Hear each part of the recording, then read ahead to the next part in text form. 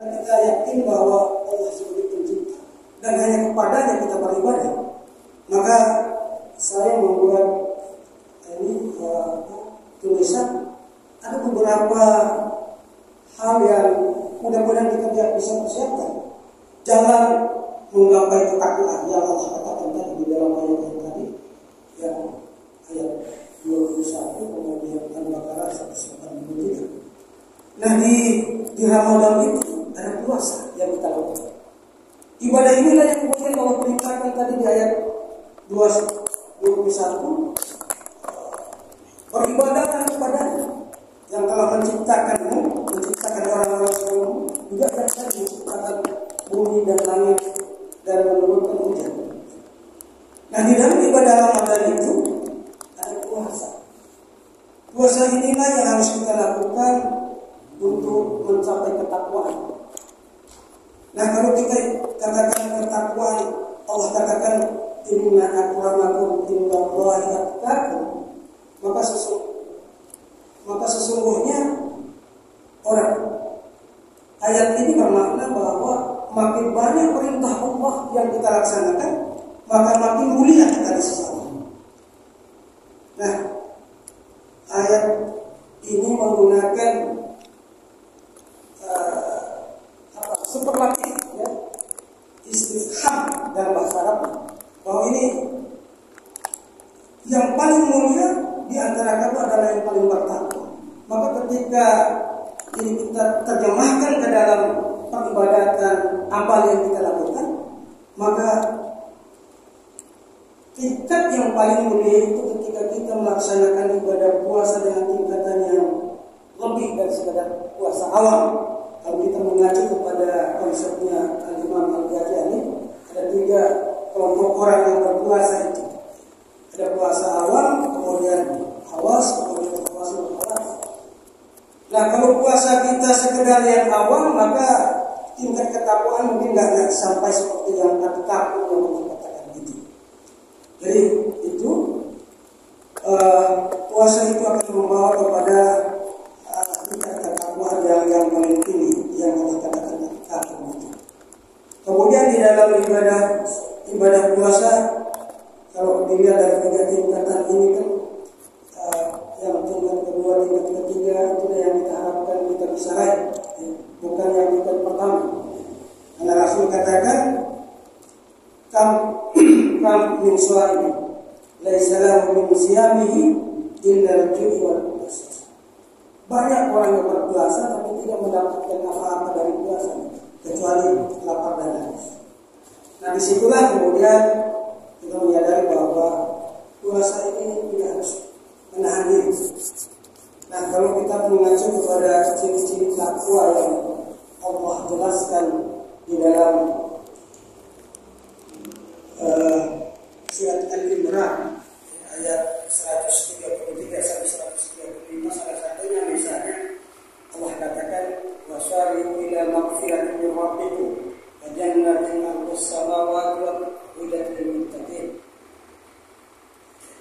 alladzina yunfiquna fis sarra'i wad dharra'i wal kadhimina al ghayza wal 'afina 'anil nas wallahu yuhibbul muhsinin.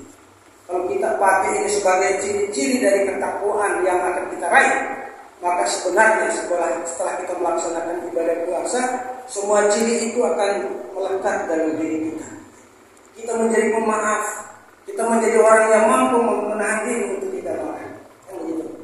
Jadi tingkatan takwa itu bisa kita raih, takwa yang lebih tinggi bisa kita raih ketika kita menyadari itulah ciri, salah satu ciri menahan amarah, menafkahkan dan seterusnya. Nah itu puasa, dari ibadah puasa sendiri kita akan bisa meraih tapi tingkatan puasa itu yang kita.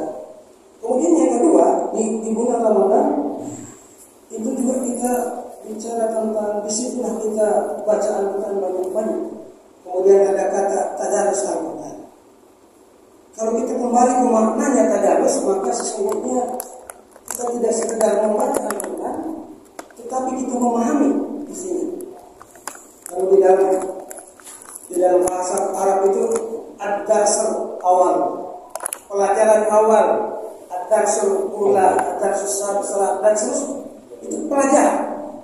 Nah, ketika kita pakai kata itu dalam tadarus Al-Quran, maka sesungguhnya tadarus Al-Quran itu adalah kita belajar bagaimana Al-Quran itu kita pahami isinya. Nah, saya pikir mari kita tingkatkan usaha-usaha kita untuk memahami Al-Quran ini. Salah satunya adalah dengan memahami makna dari ayat-ayat yang kita baca di dalam Al-Quran. Bapak Ibu yang sama-sama dirahmati Allah, saya pikir tidak sulit untuk kita memahami Al-Quran ini dengan sedikit membaca. Tingkatkan kemampuan kita, tidak sekedar membaca, tapi kita pahami makna kata-kata yang ada di dalamnya. Saya pikir tidak sulit lah ya, asal ada kemauan. Nah, buku-buku yang tersedia untuk memahami Al-Quran itu sangat banyak. Ada yang bahasa Indonesia, ada yang bahasa Arab dan seterusnya. Nah, saya melihat di sinilah peluang kita untuk meningkatkan kemampuan kita meraih ketakwaan itu melalui tadarus Al-Quran. Tidak sekedar membaca. Nah,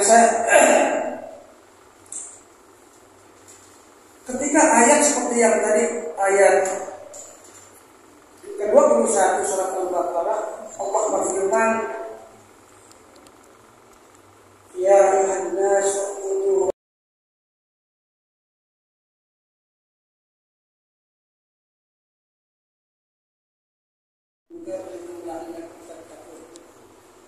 kalau kita belajar kaidah bahasa Arabnya, maka kita akan bisa mengerti ayat itu maknanya apa. Allah mulai dengan huruf nida, ya ayuhan nas, panggilannya kepada manusia. Kemudian dilanjutkan oleh Allah dengan fi'il amar di situ. Ubudu rabbakum alladzi khalaqakum. Sembahlah Tuhanmu yang telah menciptakan kamu sekalian dan orang-orang sebelum kamu. La'allakum tattaqun. Di ayat ini ada harfun nida, kemudian ada fi'il amarnya, kemudian ada fa'ilnya, kemudian diikuti oleh dhamir muttasil jamak dan seterusnya. Kemudian ayat berikutnya dilanjutkan dengan isim mausuf, menjelaskan tentang apa yang dilakukan Allah terhadap bumi, terhadap langit dan air yang diturunkan itu. Nah, Bapak Ibu yang sama-sama dirahmati Allah, kalau kita ingin meraih ketakwaan yang tadi itu, maka kita harus tingkatkan jenjang kita. Tidak sekedar membaca Al-Qurannya, tadarusnya, dapat pahala, tapi kita tingkatkan dengan kemudian mencoba memahami makna-makna itu. Ada yang bilang kalau sudah kuasai Al-Baqarah, ayat-ayatnya, pemilihan kalimat-kalimatnya di dalam jumlah yang ada di dalamnya, maka kita akan bisa mengerti ketika kita membaca surat Al-Imran, surat-surat berikutnya sampai An-Nas. Bapak Ibu yang sama-sama dirahmati Allah, jangan putus asa. Saya kira mengerti bahasa Arab ini penting dan sekedar mengerti terjemahannya. Allah janjikan, ada hadis, barang siapa yang Allah mau tingkatkan kebaikannya, maka Allah fahamkan tentang agamanya. Mayyuridillahu bihi khairan yufaqihuhu fid din. Barang siapa yang Allah mau jadikan dia orang baik, maka Allah mudahkan, fahamkan dia tentang agama. Jadi ini yang kedua. Jadi puasa kita coba tingkatkan kualitas puasa kita. Yang kedua, kualitas tadarus kita di dalam. Kalau bisa setiap hari, setiap saat kita berada dengan Al-Quran. Saya mencoba menata diri kita. WA ini banyak sekali grupnya. Kalau sudah kita buka WA, dari pagi sampai siang habis waktu kita dengan WA. Tapi kita atur. WA baca pagi, baca siang, baca sore. Tapi yang penting saja.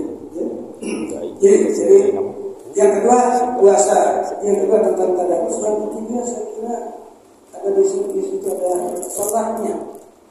Pada saat bulan puasa itu sholat kita makin banyak ya. Sholat wajibnya, kemudian sholat sunatnya, ada tauhid dan sebagainya. Nah, sholat ini juga akan terbantu meningkatkan kualitas ketakwaan kita ketika kemudian kita juga bisa membaca ayat-ayat yang terkait dengan kehidupan kita, kemudian kita faham tentang maknanya. Nah, seharusnya bab sholat ini sudah dibahas di masa Islam Arab kemarin. Allah kasih hadiah kita, Rasul pulang dari Isra Mi'raj itu sholat yang 5 waktu. Dan sholat ini kalau ditegakkan maka dia akan baik. Dan sholat di bulan Ramadan itulah mudah-mudahan yang membuatkan yang inna sholata tanha 'anil fahsya'i wal munkar, bahwa sholat itu sesungguhnya akan mencegah dari perbuatan keji dan munkar. Nah, mudah-mudahan sholat kita yang intens di dalam bulan Ramadan ini ya, kemudian menjadi sholat yang khusyuk yang membuatkan perilaku yang mulia. Nah, ini sholatnya ada 5 waktu, ada tarawih, ada witir, ada tahajud. Puasa yang berkualitas, tadarus yang berkualitas, kemudian sholat berkualitas, kemudian di bagian akhirnya ada zakatnya kita laksanakan, maka semua sarana ini, ibadah ini kan kemudian menjadi ibadah mahdoh, kemudian mewarnai ghairah mahdoh amal-amal kita ya, dimaknai oleh nilai-nilai yang ada di dalam puasa ini, dalam tadarus, dalam sholat, dalam zakat, maka tingkat ketakwaan yang Allah harapkan dengan puasa itu, yang Allah harapkan dengan ibadah itu bisa kita raih. Saya kira seperti itu. Makin banyak perintah Allah yang kita laksanakan, maka makin bagus ketakwaan kita. Makin sedikit perintah Allah yang kita laksanakan sesuai dengan nilai-nilai Al-Quran dan Sunnah, maka ketakwaan kita berada pada yang level yang tidak terlalu tinggi. Ya. Karena Allah menggunakan istifham. Jadi yang paling bertakwa adalah yang paling mulia. Hadis juga menyatakan seperti itu. Ketika Rasul ditanya itu, ya Rasul, siapa yang paling mulia di antara mereka? Ya. Rasul jawab, jadi yang di antara mereka itu yang paling bertakwa. Nah, mudah-mudahan ini bisa menjadi peringatan untuk kita semua dalam rangka mempersiapkan diri memasuki bulan suci Ramadan, sehingga kita termasuk hamba-nya yang masuk dalam kategori yang tak kagum yang dimuliakan. Sekira itu ini segera berkata Ustaz Rafiq yang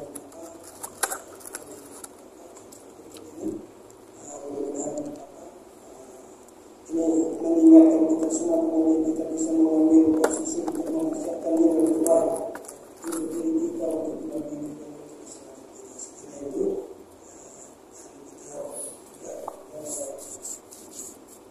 terima kasih. Bapak Ibu yang dirahmati Allah, ada waktu kita di 4 menit, sampai 3 menit ini ya.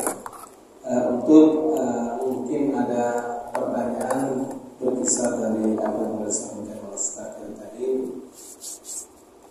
Silakan Bapak Ibu, kami berikan waktu untuk bertanya.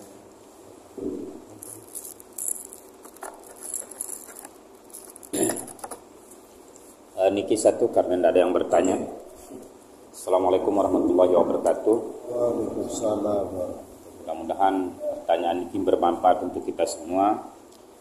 Dari sebelumnya walaupun yang dibahas masalah puasa, tapi rangkaiannya di belakang bulan puasa itu kemarin di bulan Sya'ban pada tanggal 15 kita merayakan nisfu Sya'ban. Sering kita dengar nisfu Sya'ban niki katanya diangkatnya amal ibadah manusia selama 1 tahun. Diangkat semuanya ke langit sama dosa-dosa kita selama 1 tahun. Kemudian penjelasan itu Tidak ada perawi yang kuat untuk menjelaskan semuanya itu. Dan pelaksananya itu ada yang melaksanakan sholat sunat sebelum membaca 3 kali Yasin, ada yang enggak. Nah, bagaimana nih Ke? Artinya biar kita yang sama keyakinan kita biar merata, sehingga yang tanyakan di majelis niki. Terima kasih.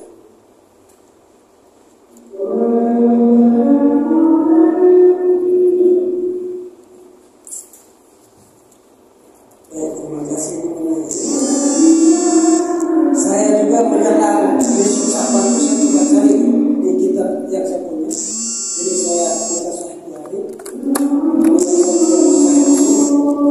Saya cari tentang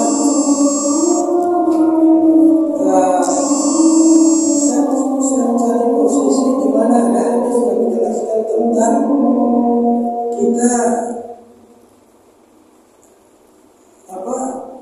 membaca surat Yasin 3 kali. Yasin pertama itu bicara tentang setelah itu kita doa mohon ampun, kemudian Yasin kedua kita doa lagi dengan harapan kesehatan dan sebagainya, kemudian Yasin ketiga. Saya nggak ketemu, tapi ketika saya cari di buku saya ketemu. Nah, di mana itu kan? Di dalam diskusi, ini bid'ah, kan? Nah, makanya mana hadis ini yang tapi saya bawa kalau itu diniatkan dalam konteks yang tadi baca Yasin pertama, baca yang kedua dan sebagainya, itu sebagai baca Yasin biasa, sebagai zikir kepada Allah, maka sesungguhnya Allah katakan wasyukurlah katsiran la'allakum tuflihun. Dengan membaca Yasin untuk ingat kepada Allah, tapi bukan hanya itu kan tadi. Tapi kalau kita percaya bahwa Yasin pertama ini, Yasin kedua ini, Yasin ketiga, saya nggak tahu apakah itu ada. Saya nggak ketemu hadis itu yang di dalam kitab Sahih Bukhari. Tapi saya bawa kepada seperti yang penjelasannya Imam besar Habib Rizik bicara tentang bahwa apakah pada saat itu kemudian kita baca Yasin bisa setiap saat, tapi ini sesuatu kita tingkatkan amal kepada kita. Saya kira seperti ini. Baik, menarik sekali pertanyaannya. Banyak hadis yang Rasulullah jelaskan tentang kemuliaan bulan Syawal. Di antaranya diangkatnya amal kita. Kemudian Rasulullah juga memberikan contoh, beliau hampir sebulan untuk melaksanakan puasa sunnah di bulan Syawal. Tidak ada hadis yang menjelaskan dalam kegiatan ibadah itu, terutama pada nisfu Sya'ban, Yasin pertama itu diniatkan untuk itu tidak ada. Itu ikhtiar dari ulama bagaimana untuk mengisi pada bulan Sya'ban itu dengan nilai-nilai ibadah. Memang tidak ada hal yang dijelaskan dari Nabi, tetapi ikhtiarnya ulama itu mari kita isi. Seandainya juga tidak membaca surat Yasin, baca surat Kahfi, silahkan. Mau baca surat Al-Baqarah, silahkan. Nah, tradisi yang kita dapatkan dari orang-orang tua kita itu, nah, karena mereka mengajarkan dulu kepada kita, silahkan kita baca surat Yasin untuk niat pertama, semoga Allah memanjangkan umur kita dalam ketaatan, menerima ibadah kita. Itu ada 3 kali. Apa harus 3 kali ya? Nah, mau 4 kali, mau sekali, 2 kali, 3 kali, silahkan. Ya. Dan ini sebenarnya sama dengan umpamanya kalau kita buat di masjid ini tidak membaca surat Yasin, kita baca surat itu sama. Karena memang tidak ada dalam hadis satupun yang mengatakan harus membaca surat Yasin. Dan kami tidak memahami itu sebagai sebuah perintah hadis. Yang kami pahami adalah para ulama kita berusaha untuk mengisi pada bulan Sya'ban itu amalan-amalan. Kalau baca Al-Quran, maka disitulah mereka mengatakan silakan baca surat Yasin, kita niatkan.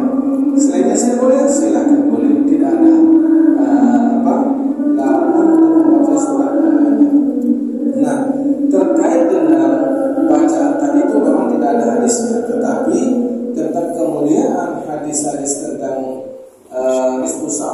banyak sekali. Kalau dikatakan hadisnya dhaif, ini yang mungkin perlu saya garis bawahi kepada jamaah hadirin rahimahullah. Hadis itu dhaifnya itu bukan berarti dia tidak dari Nabi, tetap itu dari Rasulullah. Lemahnya sebuah hadis itu boleh jadi karena perawinya dia tidak siko, apalagi dia lemah, atau dia tidak ketemu antara satu sanad itu tidak nyambung. Nah, itu juga bisa membuat hadis itu turun derajatnya menjadi hadis munqati. Ya. Kalau udah hadis munqati nanti pada akhirnya dia dikategorikan dhaifnya itu karena dia munqati. Tetapi bukan berarti hadis dhaif itu lalu kita abaikan, tidak. Para ulama kita mengatakan saya lebih suka menjalankan hadis dhaif daripada ulama yang berfatwa. Kenapa? Karena ulama ini manusia, dia bisa salah. Tapi kalau hadis, meskipun dhaifnya hadis itu tidak sampai kepada dia hadis maudhu, maka jauh itu lebih baik, lebih mulia daripada fatwa-fatwa ulama. Nah, ini yang saya masih ingat benar. Dosen kami mengatakan bukan hadisnya itu ketika dia dhaif lalu ditinggalkan, tidak. Dhaif itu karena beberapa faktor. Nah, kalau kita kaji dalam kajian mustalah hadis itu banyak sekali. Hadis syadz, hadis muttasil, munqati. Nanti ada hadis hasan izali, hasan ghairihi. Ya. Kemudian hadis sahih, nanti banyak penjelasannya. Tapi yang pasti untuk pertanyaan tadi, apakah ada hadis yang menjelaskan tentang amalan-amalan yang harus dilakukan? Ya, ada penjelasan dari Nabi. Rasulullah memperbanyak ibadah puasa, hampir full itu. Ya. Tetapi apakah ketika berusaha harus membacanya sih? Tidak ada hadisnya. Dan tidak ada ulama mengatakan itu bukan hadis, tidak. Cuma ikhtiar ulama, kita isi kegiatan itu dengan baca-baca Al-Quran. Silakan mau baca surat apa saja, silakan. Ya, tidak ada kepastian, tidak ada mengatakan harus ini ayat, tidak ada. Bebas kita. Tidak baca pun Al-Quran pada nisfu Syaban tidak ada masalah. Perbanyak zikirnya, umpamanya itu cara-cara kita dalam mengisi bulan Syaban, dalam rangka mempersiapkan mental kita, psikologis kita dalam menyambut bulan suci Allah. Jadi ini yang saya ingin garis bawahi, bukan berarti hadis itu dhaif itu lalu ditinggalkan. Seringkali ya kita dengar hadisnya dhaif itu. Ini yang bicara yang bilang begitu tidak paham sebenarnya. Hadis dhaif itu sudah apa? Dianggapnya hadis dhaif itu lalu sama dengan hadis maudhu, hadis palsu, padahal beda. Ya. Katakanlah seperti hadis yang membagi puasa menjadi 3, itu rata-rata ulama mengatakan hadisnya adalah dhaif, bukan hadis palsu. Nah, lalu dikatakan ketika ada salah satu rawi yang sanadnya itu bernama Yahya itu dia dilihat sifatnya kurang, lalu ada yang mengklaim dia adalah seorang yang mungkar, jangan berarti lalu digeneralisasikan bahwasanya ini hadis mau dia tidak seperti itu. Jadi panjang kalau kita bicara tentang keilmuan mustalahul hadis ini. Nah, itulah mungkin nanti kalau kita menemukan ada orang yang mengatakan bahwasanya ini hadis yang dhaif seakan-akan menggampangkan lalu dianggap itu tidak terjawabkan, itu yang salah. Mereka harus lebih banyak mendalami tentang ilmu mustalahul hadis. Ya, karena itu punya ilmu tersendiri, sama dengan ilmu tafsir. Dia punya ilmu yang banyak rentetan cabang-cabang untuk mengkaji. Ada namanya ilmu takhrijul hadis. Ya, ada namanya tajrih, mujarah wa ta'dil. Jarah wa ta'dil itu untuk melihat seorang ini dia cacat dan keadilan dia, adilnya dia dan cacatnya itu di mana? Itu ulama. Lalu muncullah nanti, oh ini orang si A, ini kekurangan ini adalah apa? Lama ini katanya, oh ini pernah ditemukan sekali berbohong. Bayangkan sekali berbohong itu orang sudah tidak mau terima. Saya masih ingat satu cerita Bapak Ibu, saya sedikit jawab ini. Kenapa tingkatan Imam Bukhari itu hadisnya lebih tinggi daripada rawi-rawi hadis yang lainnya? Pernah suatu hari Imam Bukhari ketika mencari satu hadis, dari mana ini Anda dapatkan? Ditanya kepada seseorang. Oh, ini saya dapatkan dari si A. Di mana tinggalnya? Katakanlah dia ada di Bali. Imam Bukhari pergi di Bali. Sampai di Bali ditanya, benar ada yang merasakan ini? Betul. Dari mana Anda dapatkan ini? Oh iya, saya dapatkan dia dari Jombang. Siapa? Sebutlah orangnya. Nah, sesampainya di Jombang, Imam Bukhari sudah menanyakan, siapa yang mana orangnya ini? Oh, itu nih Pak. Dia rupanya orang yang meriwayatkan hadis itu sedang memainkan kucing. Kucing itu dikasih makanan tapi dimainkan perasaannya, diginikan, ditarik. Apa kata Bukhari? Tidak saya terima hadisnya. Coba, saya tidak terima hadis itu. Kenapa? Bagaimana dia bisa merawakan hadis sementara dia mempermainkan perasaan binatang? Terus kita tiba-tiba mengklaim, oh ya bisa pakai hadis itu. Tidak begitu. Kita kalau tidak memahami tentang satu ilmu, jangan mudah kita mengklaim ini tidak perlu diamalkan. Kita belum paham tentang ilmu. Saya masih ingat dulu satu hadis ditugaskan oleh dosen untuk mencari ini kedudukan hadisnya seperti apa. Sebulan tidak dikasih waktu, tidak selesai. Tidak masuk di perpustakaan itu begitu banyak yang namanya Ahmad Alka, Ahmad Pastur, Ahmad Bagis. Yang mana yang dimasukkan itu? Kenapa dicari siapa, tahun berapa, siapa orang tuanya? Dia banyak. Saya punya teman namanya Ahmad bin Ahmad. Loh, namanya dia Ahmad, bapaknya namanya Ahmad, kakeknya namanya Ahmad. Tapi yang keempat beda. Ada yang Masmun, ada yang Maghfur, bapaknya. Di situ letak perbedaannya. Oh, ternyata ini yang maksud Allah di sini yang ini ya, bukan yang itu. Tidak mudah. Kok saya kadang-kadang heran melihat orang mempermudah kata doa itu. Ya, makanya kita kaji lebih dalam. Kalau Bapak Ibu paham tentang tidak mudah kita mengklaim ini doa itu. Tidak begitu. Ya. Kita kalau kasih satu tugas di sini setahun tidak selesai karena tidak ada referensinya. Karena itu perbandingan saja Bapak Ibu untuk agar kita tidak menganggap itu hadis doa baru kita abaikan, tidak. Ya. Tapi mengenai hadis tentang amalan itu memang itu ikhtiar ulama. Ya. Tidak ada penjelasan silakan apa saja yang diamalkan. Saya rasa demikian, luar biasa. Mudah-mudahan kita dipertemukan oleh Allah dalam bulan suci Ramadan, sehingga nilai-nilai Al-Quran yang disampaikan oleh kita tadi dapat kita raih, yaitu menjadi orang-orang yang bertakwa dengan lebih banyak menjalankan perintah dan menjauhi larangannya.